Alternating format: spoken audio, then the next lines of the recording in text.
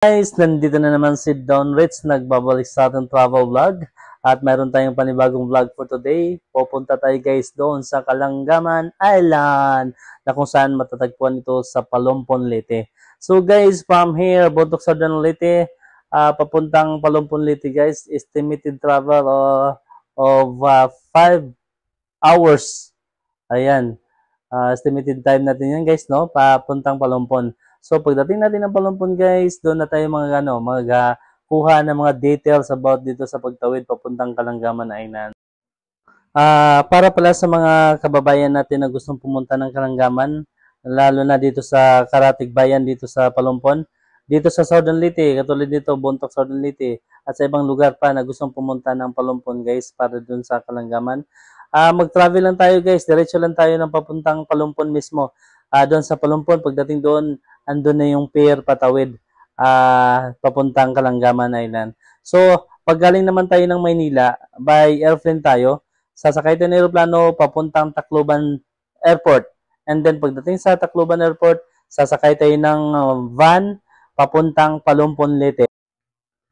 Basta ang pinaka-landmark po guys para mapuntahan yung Kalangaman ay puntahan nyo yung Palompon, Leyte. Kasi dyan po ang Palompon, Leyte, dyan po magmula, papunta doon sa Kalangaman Island. At estimated time of travel papuntang Palompon, Leyte guys, from Tacloban ay 3 hours.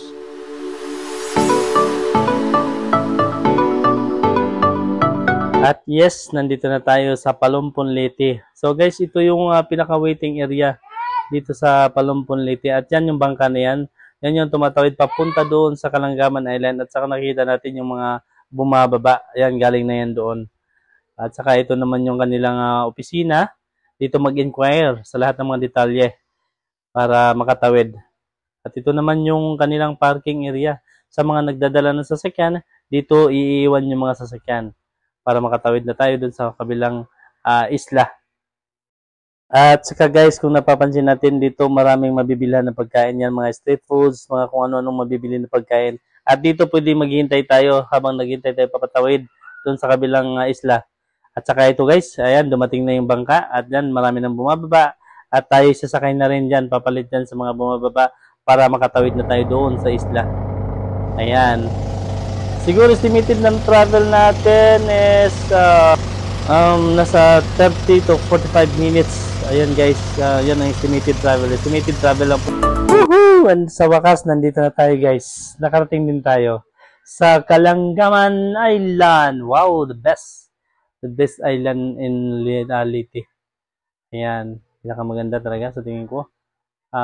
Itong Kalangaman Island. So far, napakaputi talaga ng buhangin. At napaka-crystal blue water ang dagat. Wow! Ayan! Welcome! Kalangaman! Ayan oh. Wow! Napaka-puti ng buhangin. Napaka-pino ng buhangin. Ayan guys no. Napakaganda. Super talaga. Super guys. Ayan. Ito kita natin. Ikot ko kayo guys. Kayo nang humusga dito guys. Nakikita nyo naman yung video. Yung gustong pumunta dito guys. Ayan. Makita nyo naman. Talagang makikita nyo, masusulit nyo itong Kalangaman Island talaga guys. Ito. Ayan. I love Kalangaman. Kalangaman Island is a beautiful and a very amazing island with amazing sandbar, crystal clear water. It is a nice place to appreciate with a wisdom and unforgettable experience, and as famous and paradise island called as Kalangaman Island. What to be expected here in Kalangaman is to be experience the very long and very nice sandbar, the powdery white sun, and the beautiful sunrise and sunset here in Kalangaman Island. At kung napapansin natin guys, ayan, may mga tent na nakalagay na dyan sa sun, sa dagat, tabing dagat. Ay, nakita na rin natin yung kagandahan ng sandbar at saka yung beach nila dito sa Kalangaman guys. Kita nyo naman, super ganda talaga. Very amazing. At kung napapansin natin guys, mayroon din silang place na pwedeng mag-picture taking like dito sa mga white sa may itong area na to. Itong naka-white na um, cottage. Yan parang diyan ka pwedeng mag-picture taking kasi halos naman kadalasan o karamihan sa mga pupunta dito sa island ay isang mahilig sa picture taking at saka sa pa-video-video na yan. At saka ito guys yung open yung lugar nila, hindi crowded, hindi dikit-dikit masyado yung mga cottage. Kumbaga, very amazing, very relaxing yung place kasi kita mo naman guys. Oh, hindi siya ganoon ka crowded. At saka ito may mga CR sila guys, kita mo napansin. Ito mayroon din sila ditong ah yung parang dressing room. Ayan. Ito 'di ba? Ayan. May dressing room sila. And pagkatapos silang maliligo or magbanlaw, mayroon silang dressing room dito. At mayroon pa silang another CR or yung pinakabanlawan nitong pag naligo ka dito sa island Kanigaw. I mean, Island Kalanggaman. Ito guys, oh. Ayan. Ito yung dito ka maliligo, magbabanlaw. Ayan, may naka-prepare na tubig dyan. Ayan, no. Ayan. So, dito naman, very convenience na lahat kung sino man yung mag-outing talaga. Just relax at enjoy the place na lang. Tulad yan, guys, oh. Ayan. Yung open area. Mayroon silang open area kung saan ay masarap maglaro dyan, lalo na pag malaki ang buwan. Napapansin natin, guys, no? At saka, basta nakikita natin yung bawat cottage nila, meron silang space na hindi masyadong nakadikit yung cottage para makaistorbo doon sa mga nag-outing pa or mga nagbabakasyon din, mga turista. So, talagang may spacing dyan kumbaga, kung anong gustong gawin natin, magre-relax. Ayan, guys, kita mo naman. At saka, itong amazing statue nila ng dolphins. Ayan. Eto, sarap magpa-picture nga dito. Ayan, picture nga na muna. Ayan. So, itong Kalanggaman talaga guys, talagang isa din ito para sa akin, isa ito sa pwedeng i-recommenda sa mga international tourists at saka sa mga locals. Kasi, kita naman natin guys, no, hindi nga siya sabihin natin upgraded dahil wala sang hotels na talagang kagaya ng nasa mga syudad. Pero, yung area, very promising naman na marirelax ka kasi, kita mo naman guys kayo, ang ganda ng dagat, ang ganda ng beach. Ayan, di ba? Yung buhangin, napakapino at napakaputi. At napakaganda tingnan. Malayo sa komunidad. Ayan, guys, no? Kumbaga, kung dito ka mag-enjoy, kalimutan lahat ng mga stress o mag-distress ka dito, talaga mag-release ka ng stress mo dito, kung ano man yun, pagod sa trabaho, mga problema, kung ano man yun. Ayan, guys, ang sarap dito mag-relax. Para siguro mga one day, pwede na, kinabukasan, kasi 24 hours, may overnight sila dito nga pala guys, no?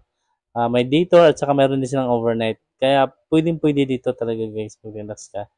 Oo, hindi man tayo makapag-relax kasi wala namang makikitang mall na kagaya sa syudad. Pero dito sa place na to guys, ayan, may kayak sila, ayan, no? Meron ding jet ski kung tawagin yan. May jet ski, kung sino gusto mag-jet ski, may pwede rin. Ayan. At saka yung dagat talaga guys, very amazing, promising talaga, sobrang ganda ng dagat talaga. Kita mo, kumikinang-kinang sa sobrang linis. Kaya talagang sarap maligo. Pag naliligo ka na dyan, umpisahan mo na, parang ayaw mo nang umahon sa sobrang ganda ng dagat talagang, wow. Promising talaga guys, napakaganda talaga. Kita mo naman, ayan, no? Kayo nang humusga rin dyan guys. Sinasabi ko maganda pero nakikita nyo naman, well, hindi naman tayo parehas ng pananaw. Mayroon basta sa akin dito guys. Para sa akin na nandito nakapag-experience ako dito, super talaga sa akin. Ganda. At dito nga pala tayo guys. Ito yung nakikita natin na parang tulay. Ito yan, ginagawa yan dito dahil mayroong palang ginawang event dito, Miss Universe Philippines. Siguro mga nakalipas na 3 days bago ako makapunta dito ay mayroon palang ginanap na Miss Universe Philippines. Kaya ito mayroong tulay. Kaya nagtataka ako, ba't may ganito? Sabi ng isang staff dito na mayroon kasing ginanap na event na Miss Universe Philippines dito sa Kalangaman Island. So, ibig sabihin talaga pang world class na tong ating tourist spot dito sa Kalangaman, guys, no? Kasi yan, ginawa na ng event sa ah, mga sikat na mga event. Kaya ito, guys, no, napapansin natin, kilalang kilala na itong Kalanggaman. At sa mga pupunta pala dito sa Kalanggaman Island, mga bagay na pwede nyo dalhin ay una yung drinking water, foods, at saka tent. Pero pag wala namang tent, guys, meron naman tayong maririntahan dito na tent. So, pwede rin dito na lang mag-rent kung wala kayong madadalang tent. Pwede rin kayo mag-cottage kung gusto nyo. Ito pa, drinks, paper plates, spoon and fork, pero dapat hindi plastic, paper cups, at saka yung importante flashlight para sa gabi. At ang hindi naman allowed para dito sa Kalanggaman Island ay yung mag-swimming sa sandbar. It's because of the strong current. Fishing at yung loud music. Yan. Binabawal po yan dito sa Kalanggaman. At saka yung mahilig sa water activities like jet ski. Mayroon sila dito, guys, na 1,500 for 15 minutes. At saka 2,500 for 30 minutes. At saka mayroon silang 3,500 for 1 hour. At mayroon din silang ATV. Mayroon silang 300 for 30 minutes at saka 500 for 1 hour. And also, available din yung GT water sports nila. 150 per hour. At dito, guys, another grill area. Ayan, yes, ang dami. May mga nag-ihaw dyan, nagluluto, ihaw ng isda, ihaw ng pork, kahit ano, guys, ayan, marami yung niluluto nila yan. Ayan, marami inihaw, may malaking isda sa inihaw, yan, no? Wow, kasarap niyan. So, very promising talaga, guys, na mag-enjoy talaga kayo pag nandito kayo sa Kalanggaman. Gaya ng sinasabi ko, guys, the Kalanggaman Island is a beautiful place to stay or hang out with family and friends, and I recommend for those family and friends or tourists who want to go or come in Kalanggaman Island, is much better to get a ticket earlier or take a booking in advance to avoid delay of travel. Okay, guys, ibibigay ko na sa inyo ang details for the entrance. Well, meron tayong international tourist. Yung detour nila is 500, 750 for the overnight. And for the local tourist, yung detour nila is 150, 225 for the overnight. For the discounted entrance, like college student, 40 pesos for the detour and 60 for the overnight. High school student, 30 detour and 45 for the overnight. Elementary student, 20 detour and 30 overnight. And also the senior citizen discount, 120 for the detour and 180 for the overnight. Yung private boat natin or yung boat for going to Kalanggaman, 15 persons, 3,000. 25 persons, 3,500. At 4,000 for 30 persons. And for the cottage naman, meron silang 250, 500 at 700 pesos.